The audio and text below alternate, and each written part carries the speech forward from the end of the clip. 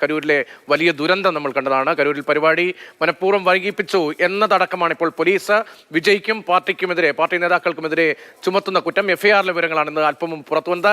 വിജയ് എത്താൻ വൈകിയത് ദുരന്തത്തിന് കാരണമായി എന്ന് പോലീസ് എഫ്ഐആറിൽ പറയുന്നുണ്ട്. കൂടുതൽ ആളുകളെത്താൻ വേണ്ടി മനഃപൂർവ്വം നേരം വൈകിപ്പിച്ചു എന്ന ആരോപണം ഈ റിപ്പോർട്ടിന്റെ ഭാഗമായുണ്ട്. എഫ്ഐആറിന്റെ പകർപ്പ്, അതിന്റെ വിശദാംശങ്ങൾ മാതൃഭൂമി ന്യൂസിന് ലഭിച്ചു. KB ശ്രീധരൻ ചേരുന്നു. ഒപ്പം രാഷ്ട്രീയ വിശകലനങ്ങളുമായി D പ്രമേഷ് കുമാർ കൂടി ന്യൂസ് ഡെസ്കിൽ നമുക്കൊപ്പം ചേരും. ശ്രീധരനിലേക്കാണ്. ശ്രീധരൻ, എഫ്ഐആർ വിവരങ്ങളിലേക്ക് ആദ്യം. എഫ്ഐആറിൽ വിജയ്ക്കെതിരെ ഗുരുതര ആരോപണങ്ങൾ തന്നെയാണ് ഉള്ളത്, അല്ലെങ്കിൽ പരാമർശങ്ങൾ തന്നെയാണുള്ളത്. ഈ കൂടുതൽ ആളുകൾ എത്താൻ വേണ്ടി പരിപാടി മനഃപൂർവ്വം വൈകിച്ചു എന്നുള്ളതാണ് ഏറ്റവും പ്രധാനപ്പെട്ട ആക്ഷേപം. അതായത് വിജയ്ക്ക് 8:45-നാണ് വിജയ് നാമക്കലിൽ എത്തുമെന്ന് പറഞ്ഞിരുന്നത്. അത് പിന്നീട് അദ്ദേഹം ചെന്നൈയിൽ നിന്ന് ഇറങ്ങുന്ന സമയം തന്നെ 8:45 അതായത് നിശ്ചയിച്ചതിനും 7-8 മണിക്കൂർ വൈകിയാണ് വിജയ് എത്തിയത്. ഇത് ദുരന്തത്തിന് കാരണമായി. ഈ കൂടുതൽ ആളുകൾ എത്തുന്നതിന് വേണ്ടിയാണ് ഇങ്ങനെ ഒരു നടപടി മനഃപൂർവ്വം വിജയുടെ ഭാഗത്തു നിന്നുണ്ടായി എന്ന് പ്രത്യേകം എടുത്ത് എഫ്ഐആറിൽ പറയുന്നുണ്ട്. ഈ പ്രവർത്തകർ, വിജയെ കാണാൻ വന്ന ആളുകൾ, TVK പ്രവർത്തകരൊക്കെ മരച്ചില്ലകളിലൊക്കെ കയറി നിന്നിരുന്നു. അതോടൊപ്പം തന്നെ വീടുകളുടെ സൺഷെയ്ഡുകളിൽ കയറി നിന്നിരുന്നു. വലിയ ബലമില്ലാത്ത പലയിടങ്ങളിലും ഉയരങ്ങളിൽ കയറി നിന്നു. ഈ മരച്ചില്ല പൊട്ടി താഴേക്ക് വീഴുന്ന ഒരവസ്ഥയൊക്കെ ഉണ്ടായി. ഇതൊക്കെ തിക്കിനും തിരക്കിനും കാരണമായതായിട്ട് പറയുന്നുണ്ട്. കൂടുതൽ ആളുകൾ ഇങ്ങനെ ഉയരങ്ങളിലേക്ക് പിടിച്ചു കയറാൻ ശ്രമിച്ചതും വലിയ പ്രശ്നങ്ങൾക്ക് കാരണമായി. ഈ ദുരവസ്ഥ ഉണ്ടാകും, അല്ലെങ്കിൽ പ്രശ്നങ്ങൾ ഉണ്ടാകുമെന്ന മുന്നറിയിപ്പ് ഈ പരിപാടിയുടെ പ്രധാന സംഘാടകരായിട്ടുള്ള ആനന്ദ് പരിപാടി മനഃപൂർവ്വം വൈകിപ്പിച്ചു എന്നതാണല്ലോ. വിജയ് വരാൻ വൈകിയത് ദുരന്തത്തിന് കാരണമായി. അപ്പോൾ വിജയ് വരാൻ വൈകിയപ്പോൾ ആള് കൂടുതൽ കൂടി. അപ്പോൾ പോലീസ് എങ്ങനെ ഇടപെട്ടു എന്ന കാര്യം കൂടി എഫ്ഐആറിലുണ്ടോ? പരിപാടി മാറ്റിവെക്കണമെന്ന് എന്തെങ്കിലും നിർദ്ദേശം നൽകിയിരുന്നോ? എഫ്ഐആറിൽ പറയുന്നുണ്ട്.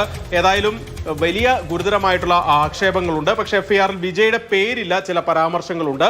4 പേരാണ് പ്രധാനമായിട്ടും ഉള്ളത്. ഒന്ന് N ആനന്ദ്, അതുപോലെ തന്നെ CD നിർമ്മൽ കുമാർ, അതുപോലെ മതിയഴകൻ. ഇങ്ങനെ 4 പേർക്കെതിരെയാണ് പ്രധാനമായിട്ടും ഗുരുതര ആക്ഷേപങ്ങൾ അല്ലെങ്കിൽ കേസ് എടുത്തിരിക്കുന്നത്. ഇവർക്ക് സമൻസ് അയക്കാൻ തീരുമാനിച്ചിട്ടുമുണ്ട്.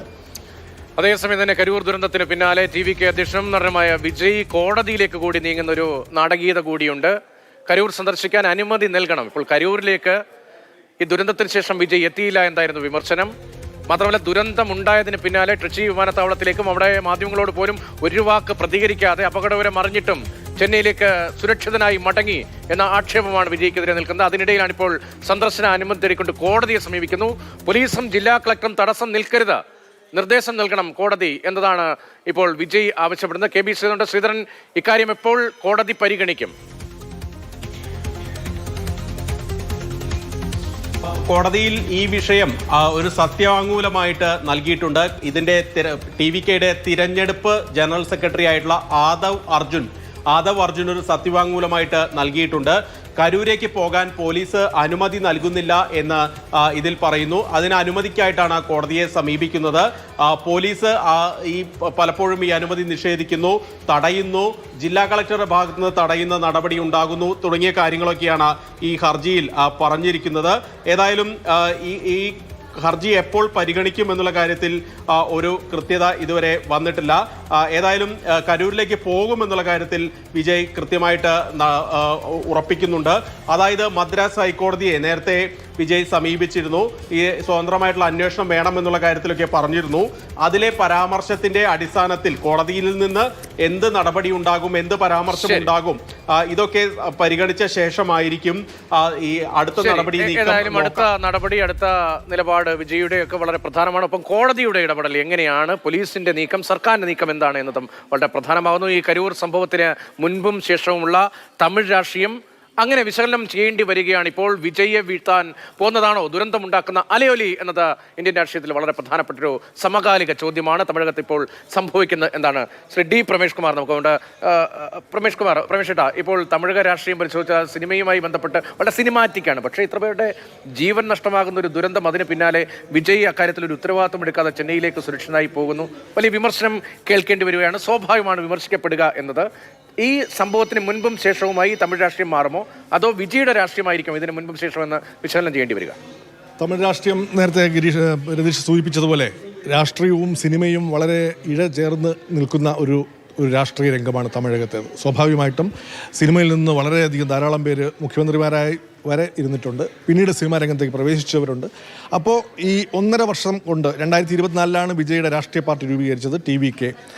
ആ 1.5 വർഷം കൊണ്ട് വിജയ്ക്ക് മറ്റ് പലർക്കും നേടാനാകാത്ത ജനസ്വാധീനം നേടാനായി. ഈ സമീപകാലത്ത് കമൽഹാസനെ നമുക്ക് ഉദാഹരണമായി എടുക്കാം. അതെ, കമലഹാസൻ അതിനു മുമ്പായിട്ട് വിജയ്കാന്തിൻ്റെ DMDK ഏതാണ്ട് ഒരു 10% വോട്ട് ഒരു പാർലമെന്റ് തെരഞ്ഞെടുപ്പിലൊക്കെ നേടാൻ കഴിഞ്ഞു. പിന്നീട് അത് ഡിക്ലൈനായി. പിന്നീട് അദ്ദേഹം മരിച്ചു. ഇപ്പോൾ ആ പാർട്ടി തന്നെ നിലവിലില്ല.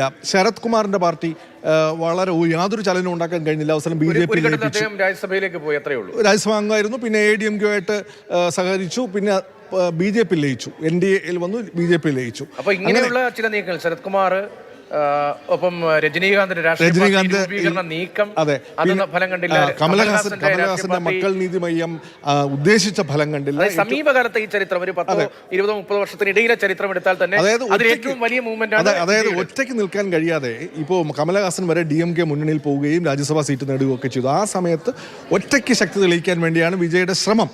പക്ഷേ വിജയ് 2026 നിയമസഭാ തെരഞ്ഞെടുപ്പ് ലക്ഷ്യമാക്കിയാണ് ഗോദയിലോട്ട് ഇറങ്ങുന്നത്. പക്ഷേ അദ്ദേഹത്തിൻ്റെ യത്നങ്ങൾക്ക്, ശ്രമങ്ങൾക്ക് ഇതൊരു തിരിച്ചടിയായി, ഈ ദുരന്തം. അത് സംശയമില്ല.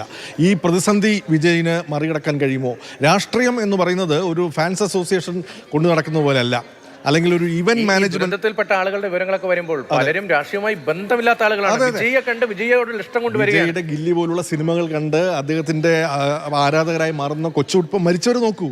കൊച്ചുകുട്ടികൾ, ചെറുപ്പക്കാർ, അതുപോലെ തന്നെ സ്ത്രീകൾ, മുതിർന്ന സ്ത്രീകൾ, ഇദ്ദേഹത്തിന്റെ വിജയുടെ ഫാൻസ്, ആരാധകർ ഉൾപ്പെടുന്നവരൊക്കെയാണ്. അതായത് രാഷ്ട്രീയത്തിന് പുറത്തു നിന്ന് വലിയൊരു കൂട്ടം ആളുകളെ, ഫാൻസ് എന്ന് വിശേഷിപ്പിക്കുന്ന കൂട്ടം ആളുകളെ ഒരുപക്ഷെ രാഷ്ട്രീയ പിന്തുണയായി വരാനുള്ള വഴിയാണ് ഒരുപക്ഷെ അവർ വരുന്നത്. വിജയുടെ രാഷ്ട്രീയം അല്ലെങ്കിൽ അത് കേൾക്കാനല്ല, വിജയെ കാണാൻ വേണ്ടി വരുന്നതാണ് എന്നുള്ളതാണ് സത്യം. ഇവരെ ഒരു രാഷ്ട്രീയ പാർട്ടിയായി പരിണമിക്കാനുള്ള ശ്രമമാണ് വിജയ് നടത്തുന്നത്. അത് എത്രത്തോളം വിജയിക്കുമെന്ന് തെരഞ്ഞെടുപ്പ് കഴിഞ്ഞൊക്കെ അറിയാൻ പറ്റുള്ളൂ. വളരെ ഗ്രാജുവലായി മാത്രമേ ഒരു രാഷ്ട്രീയ പാർട്ടിക്ക് അവിടെ സ്വാഭാവികമായിട്ടും ജനസ്വാധീനം വർദ്ധിപ്പിക്കാൻ കഴിയുള്ളൂ.